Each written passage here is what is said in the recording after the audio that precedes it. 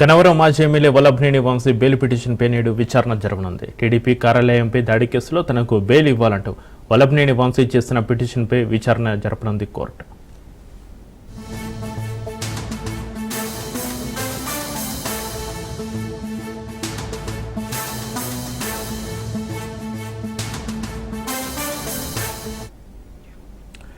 గన్నవరం మాజీ MLA Vallabhaneni Vamsi bail పిటిషన్పై నేడు విచారణ జరగనుంది. టీడీపీ కార్యాలయంపై దాడి కేసులో తనకు బెయిల్ ఇవ్వాలంటూ వల్లభనేని వంశీ చేసిన పిటిషన్పై విచారణ జరపనుంది కోర్టు. ఇక దీనికి సంబంధించి మరింత సమాచారాన్ని మా ప్రతినిధి శ్రీనివాస్ ఫోన్ లైన్ అందిస్తారు. శ్రీనివాస్,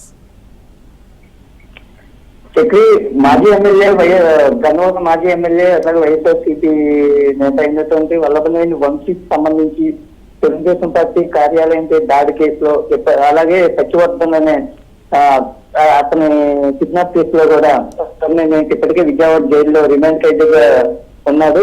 సుమారు 4 రోజులుగా ఉన్నటువంటి రిమాండ్ ఖైదీగా ఉన్నటువంటి కేసు విషయంలో కూడా already Vallabhaneni Vamsi bail petition వేయడం జరిగింది. ఈ బెయిల్ నేపథ్యంలో కూడా ఈ రోజు రేపట్లో రిమాండ్ ముగినున్న నేపథ్యంలో ఈ రోజు విచారించే అవకాశాలు కూడా బెయిల్ పిటిషన్ పై కోర్టులో విచారించే అవకాశం కనిపిస్తా ఉంది. ఈ రోజు వల్లభనేని వంశీని జిల్లా జైలు నుంచి కోర్టుకి ఎస్సీ కోర్టు విజయవాడ ఎస్సీ కోర్టుకి తీసుకొచ్చే అవకాశం ఉంది. అలాగే టీడీపీకి సంబంధించిన టీడీపీ కార్యాలయం దాడి కేసులోనూ కూడా వంశీ బెయిల్ పిటిషన్ వేయడం జరిగింది. బెయిల్ కోసం వల్లభనేని వంశీ వేసిన పిటిషన్ కూడా ఈ రోజు కోర్టు విచారణ జరపనుంది. రెండింటికి సంబంధించి కూడా విచారణ జరపనుంది. అయితే బెయిల్ వస్తుందా లేదా అనేది కూడా ఈ కారు కూడా ప్రశ్నార్థకంగా ఉందని కూడా చెప్పచ్చు. ఏదైనప్పటికీ కూడా ఈ 2 కేసులకు సంబంధించి కూడా వల్లభనేని వంశీ గత కొద్ది రోజులుగా కూడా అతను విజయవాడ సబ్ జైల్లోనే రిమాండ్ ఖైదీగా ఉన్నాడు. మరోవైపు ఇతను బయటకు తీసుకొచ్చేందుకు కూడా వంశీ లాయర్లు ఎక్కువ ప్రయత్నాలు చేస్తా ఉన్నారు. అంటే దీని వంశీ కనుక బయటకు వస్తే ఈ ఎవరైతే సాక్షులు ఉన్నారో వాళ్ళందరినీ ప్రభావితం చేసే ప్రమాదాలు ఉన్నాయని కూడా ఇటువైపు ప్రభుత్వం వైపు నుంచి కూడా ఇప్పటికే పిటిషన్ వేయడం జరిగింది. అయితే ఈ రోజు వంశీ బెయిల్ పిటిషన్ సంబంధించి న్యాయస్థానం ఏ విధంగా నిర్ణయం తీసుకుంటుంది అనేది మరికాసేపట్లో తెలిసే అవకాశం ఉంది. చక్రి అయితే శ్రీనివాస్, గన్నవరం మాజీ ఎమ్మెల్యే వల్లభనేని వంశీ బెయిల్ పిటిషన్పై నేడు విచారణ జరగనున్న నేపథ్యంలో ఇటు వల్లభనేని వంశీ సన్నిహితులు కావచ్చు, అటు వారి లాయర్ల నుంచి వస్తున్న సమాచారం ఏంటి? ఈరోజు బెయిల్ వచ్చే అవకాశం ఉందా? వారు ఏమంటున్నారు శ్రీనివాస్? అంటే ఇప్పటికే చాలా సార్లు ఈ ఎస్సీ కోర్టుకు సంబంధించి కోర్టులో ఉన్నటువంటి బెయిల్ పిటిషన్ తిరస్కరించడం జరిగింది. అట్లాగే రిమాండ్ ను కూడా న్యాయమూర్తి పొడిగించడం జరిగింది.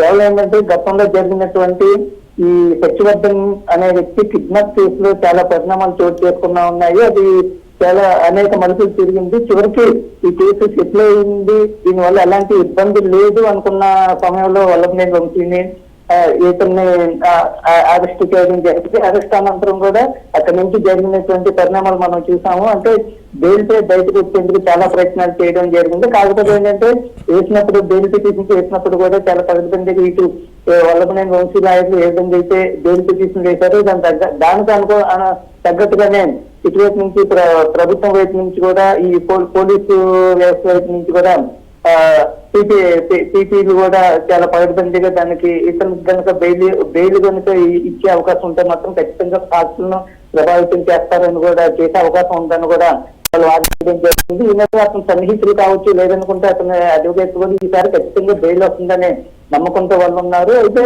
ఈ రేపటి వరకు కూడా రిమాండ్ డేట్ ఉన్న నేపథ్యంలో ఈ రోజు బెయిల్ ఎంత వరకు వస్తుందనేది కూడా గత ప్రశ్నార్థకంగానే ఉంది. అయితే ఏమైనా ఒకవేళ బెయిల్ కనుక మంజూరు చేసే అవకాశం ఉంటే మాత్రం కండిషన్ తో కూడిన బెయిల్ అతనికి మంజూరు చేసే అవకాశాలు ఉంటాయి, కానీ డైరెక్ట్ రెగ్యులర్ బెయిల్ అనేది ఉండకపోవచ్చు. ఎందుకంటే ఈ కేసుకి సంబంధించి కూడా ప్రభుత్వాన్ని గతంలో చేసినటువంటి ఒక పార్టీ కార్యాలయాన్ని దాడి కేసు కావచ్చు, అట్లాగే ఒక ఎస్సీకి సంబంధించినటువంటి ఒక వ్యక్తిని కిడ్నాప్ చేసి అతనికి ప్రాణభయం అంటే ఏ విధంగా ఉంటుందో కూడా చూపించడం జరిగింది ఈ ఇష్యూలో. దీనికి సంబంధించి కూడా అతనికి దీన్ని అటెంప్ట్ మాత్రం అట్లా కిడ్నాప్ కేసు కూడా పెట్టడం జరిగింది. దీనివల్ల ఏంటంటే అతనికి వంశీ వల్ల ప్రాణహాని ఉందని కూడా ఇప్పటికే పోలీసులు నమోదు ఇచ్చినటువంటి ప్రాథమిక విచారణ కాబట్టి ఛార్జ్ షీట్ లో కూడా నమోదు చేయడం, ఈ వివరాలన్నీ పర్టికులర్ గా మెన్షన్ చేయడం జరిగింది. ఈ నేపథ్యంలోనే వంశీ దానికి బెయిల్ ఇస్తే మొత్తం ఈ బాధితులు ఎవరైతే ఉన్నారో వాళ్ళందరికీ ప్రాణహాని అట్లాగే అతని వల్ల ఇబ్బందికర